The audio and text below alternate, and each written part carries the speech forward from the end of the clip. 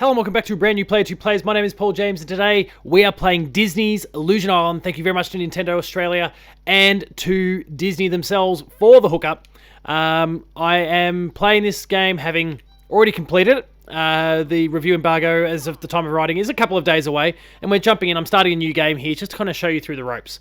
The game embraces some Metroidvania elements but doesn't really dive headlong into them. It's almost baby's first Metroidvania, I guess is probably the simple way to put it. So we'll jump in. We've got Mickey, Minnie, Donald and Goofy. Here we are. A perfect place for an island picnic. And this comes from Delilah, who are the team responsible for the Battletoads remake on the Xbox Series X and Xbox One, as some may recall. Nope, this is it. Mickey! Minnie! Oh boy, it's great to see ya. It's wonderful to see you too. I got the map you sent. Wait, what? I didn't send that map. It doesn't even have coordinates or custom embossing. Donald? Not exactly. The gang's all here. I sure am glad you sent this map, or I'd never found the place. It ain't on my GPS. Goofy positioning system. Hang on. We all got maps to this island, but we didn't send them to each other? That's so strange. It sure is. Why didn't we carpool?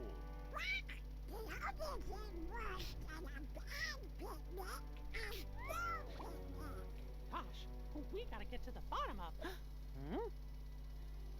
Am I imagining things, or does everyone else hear that noise? Sounds like mystical twinkling. That is not a usual island sound. Let's go check it out. Now the game is available on the Switch at the moment. It's pretty simple in terms of let's kind of push through the dialogue here. Let's hold to skip. All right. Now I actually have my playthrough. I played solo and I played as Donald specifically. My son, who was there when I got started. Yep, mail point, checkpoint. That basically, like, the checkpointing is very, very generous. But he was there and said, "Okay, Daddy, I need you to play as Donald." So that's where we ended. There's no Mickey, Minnie, Donald, Goofy. They don't have any attacking maneuvers at all. Even the old jumping, like Mario style stomping, not a thing. There are some boss encounters along the way that kind of emerges, but for the most part, it's kind of evasion. I can't wall jump yet. It's evasion that gets you through.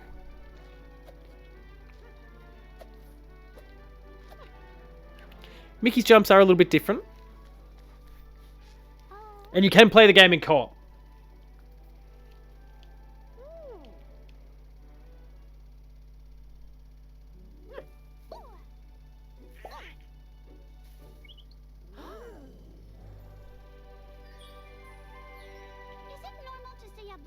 In the middle of a jungle? Well, sure. But making a strange twinkling sound? Oh, now that's... Oh. Minnie, Donald, Goofy, we bid you welcome to the world of Monoth. We are the Hokins, and I am their leader, Toku. I'm Goofy. Yes, I know. I just greeted you. I remember. Good times. Indeed. Can someone please help move this conversation forward? Sure, Toku. So, are you the one who invited us here? I am. I apologize for the misleading picnic invitations, but if I told you the truth, You might not have believed me. Yes, that is what I meant by misleading.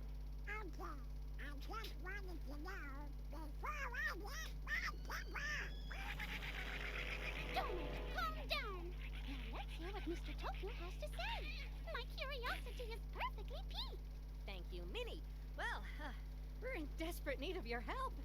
Our entire world is in danger. We need heroes to save us in... We all know about your adventures. Dueling with knights, swashbuckling as musketeers, and even contesting giants high atop a beanstalk. All right, let's push on through the exchange here. We can't get through the gap yet. We need a longer jump.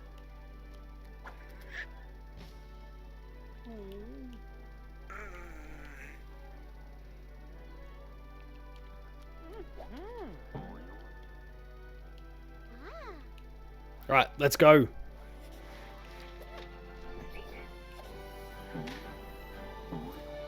Yeah, so the glint is like a currency here that you can accumulate as you play, and you can use it in the collections thing here, glint rewards, and there's a whole bunch of different rewards you can unlock, and as you can see in the bottom there, there's a page reward. So once you collect enough glint, unlock every single image on the page there, you'll then get an extra heart of health, an extra unit of health. Which, to be honest, the game is not... Now, there are difficulty levels you can opt into. The game is not especially hard. The ones that kind of naturally come your way for collecting glint are about all you're going to need, really.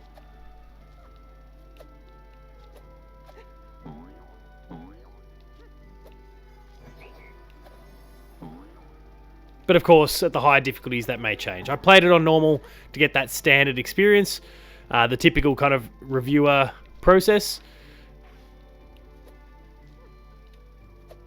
See what the majority of people will get to experience when they get the opportunity on the 27th of July. 27th? 28th. Let me double check my notes. 28th of July. Oh, Mazzy. So Mazzy's basically your merchant of sorts. Unlocks upgrades and those sort of things. No cost, just whenever you have these scripted encounters with Mazzy, you'll get a new skill that then helps you do the thing that you need to do. So in this case, get that over that longer platform. Larger golf, I guess. So let's not... no, actually, like, he takes the piss out of Donald a little bit, which is great. Always enjoys some mocking of Donald Duck. Everyone gets their own, like, gimmicky, unique-looking thing, and then Donald usually gets the trash.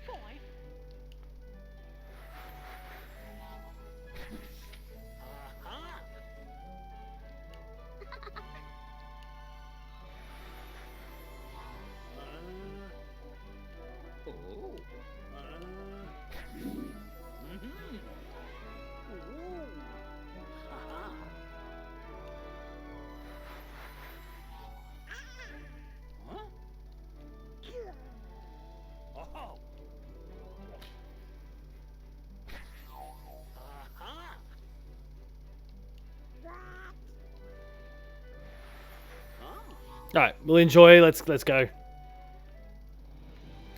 So yeah, ability unlocked. So we've got the boost jump now. It's none of these jumps are, unless Mickey's is very different. Yeah, none of these jumps are overly extraordinary.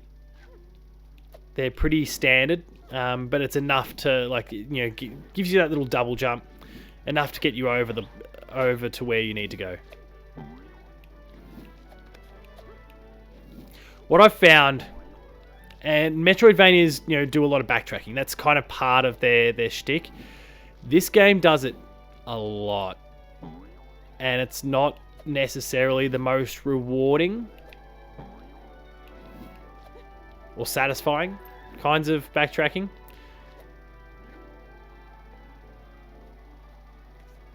Because it's actually a pretty large space you've got to explore. But it's just not overly interesting, I guess, to revisit some of these areas. It's not very differentiated. It's all quite similar. Yeah, let's check the map anyway. Let's go after...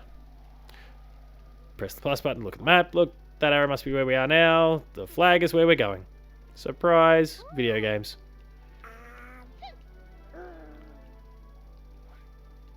It's the map. Alright, let's go.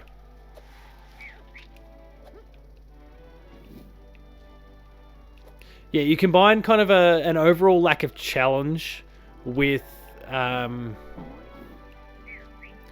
pretty repetitious environmental design, and you kind of get a playing experience that's just a bit lacking. And it made me appreciate the fact that the game took me about 7 hours to roll credits on, and I think it may have even popped up earlier. I got to that 7 hours with about 75% completion, if I recall. Oh yeah, I can't go through that now.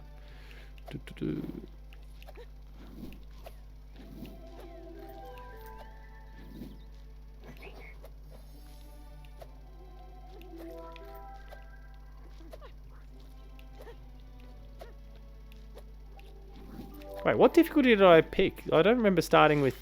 I feel like when my core playthrough, I started with 2 and then built them up from there. How did I get 3? Did I pick an easy difficulty? Not that it really gets any harder than what I was doing here. Like, it's all... Oh! I'm sorry.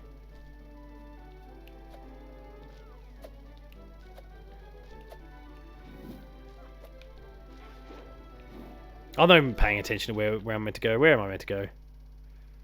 There's still more to the left? Yet.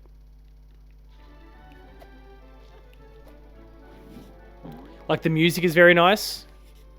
That certainly makes it a more enjoyable experience as you're navigating your way through the world.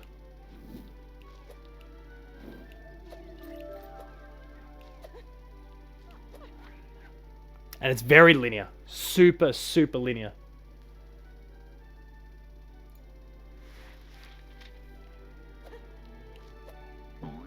So we're going to collect 3 of these keys. And once we do, we can crack the door. Video games 101.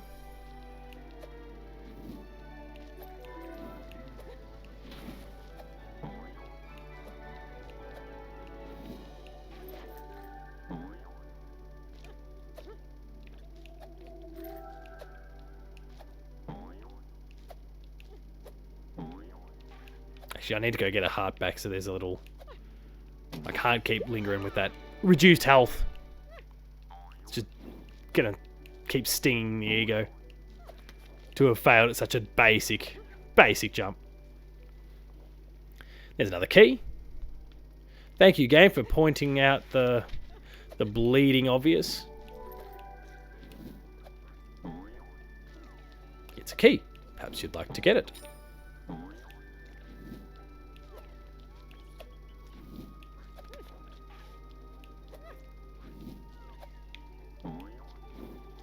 The weight of the jumping and everything feels right, though. The double jumps aren't huge, but it's consistent for everyone. It's clear that it's the same like mechanical distances. We don't have like a Mario jump and a Luigi jump and something like, or a Peach glide and those sorts of things. Like it's the same for everyone. It's just the skin, essentially. There's our third and final key, so we can go and open the door now.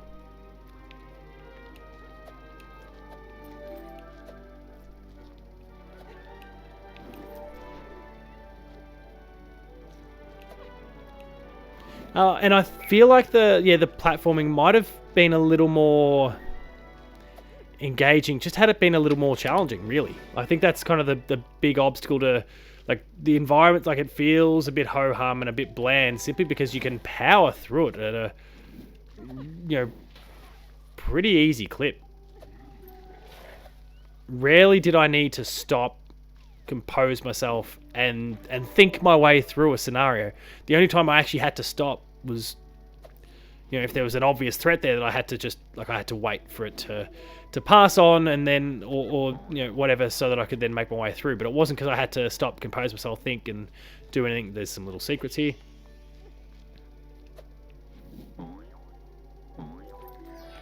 We've got a bunch of tokens, and so the tokens, there's that one there, but like they're all obviously there's in this playthrough. There's heaps that I don't have, but they're basically all references to like Disney and like Mickey Mouse kind of lore, really. 91 of them to collect.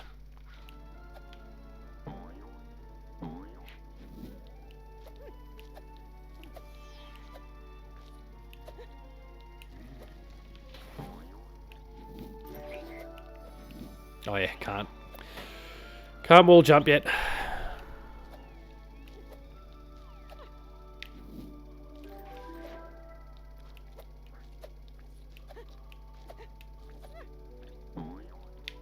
Oh.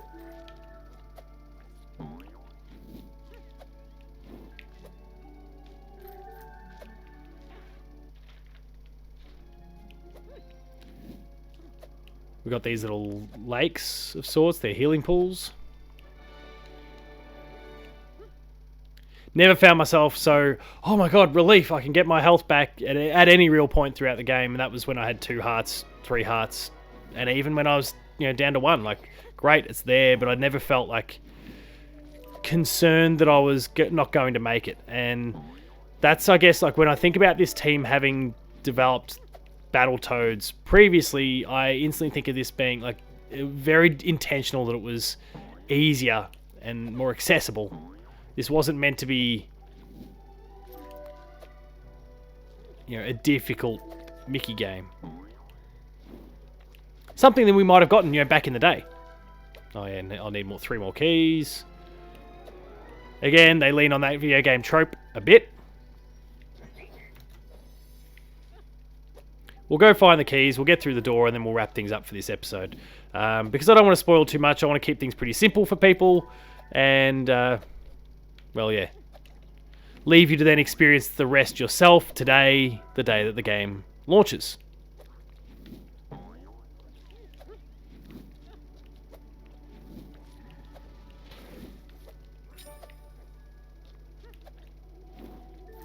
And again, the checkpointing is super generous as well. So if you do screw up, the game's tough for you, human error, whatever it happens to be.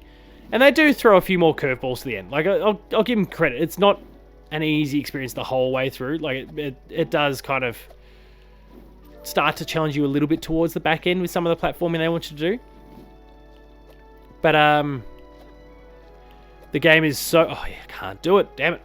The game is so generous with the checkpoints that you'll just... Like, if you fail, there's really no punishment for failure. No consequence for failure.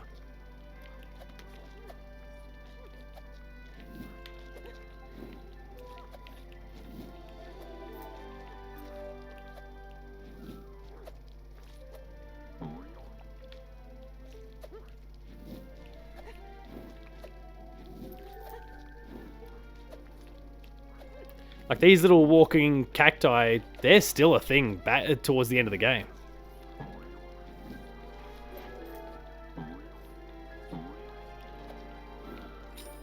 Oh, nearly screwed up. Let's go get this glint here.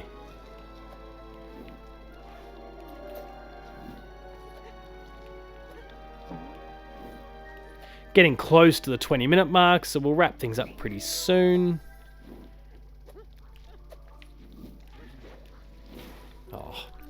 Oh no, yeah, got a little bit ambitious, whatever.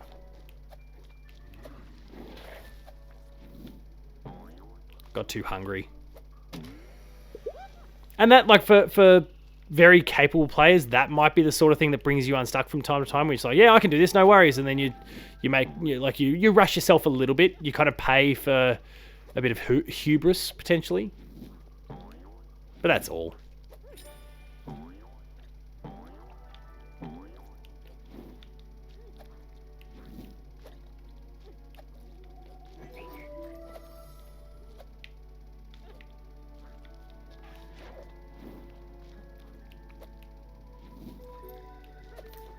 Now, which way was it? The door was over here. And we will wrap things up for this entry Player 2 Plays. Please make sure, while I'm doing this, please make sure to like, share, and subscribe. All the buttons down below. Hit the notification bell. That way you're alerted to every new video the moment it goes live on the channel. That includes Patched, Player 2 Plays, Gamer School, and a whole bunch more. There's some awesome stuff there, so please subscribe and go and check it out. Visit the website, player2.net.au. for reviews, previews, opinion pieces, news, features, links to the podcast series, Patched, the Player 2 Pixelcast, and Dev Diary. There's been some amazing developer guests on the show in recent weeks and months, and there are more to come. I've locked down some really, really cool people, and I have launched my own Patreon for Dev Diary, which is helping to helped to successfully unlock Dev Diary Next Gen, my spin-off series where I talk to young up and coming game developers that haven't had their big breakthrough moment. They haven't put out a game necessarily yet, and so they're at the earlier stages of their journey. Oh, look who it is again. This will be my wall jump. There it is. And so I'd love it if people went and checked out the Dev Diary Patreon, but also just check out Dev Diary anyway. Be hugely appreciated. The website is on Patreon. Patreon.com/player2au. Kicking a few bucks. Lower tiers, early access. Higher tiers, monthly episode exclusives. And finally, there's Twitter. You'll find me at Paul James Games. The website, you'll find a Player2au. And until next time, that was Disney's Illusion Island. The game is out now for Nintendo Switch. It's a neat experience. It's got its flaws. It's very simple. It's accessible for everyone. So it'd be great for families. Great for first timers to Metroidvanias. Where it keeps things very light, keeps things very playable, and very accessible again at its core. Lots of fun to be had with it, despite the simplicity. Won't be for everyone as a result, but it's a nice, short playthrough that hopefully you enjoy. That's it for this entry of Player 2 Plays. Thank you very much to Nintendo Australia and to Disney for providing the code for the purposes of this Player 2 Plays and the review. Go check out the review, player2.net.au. Thanks a lot for watching. Cheers.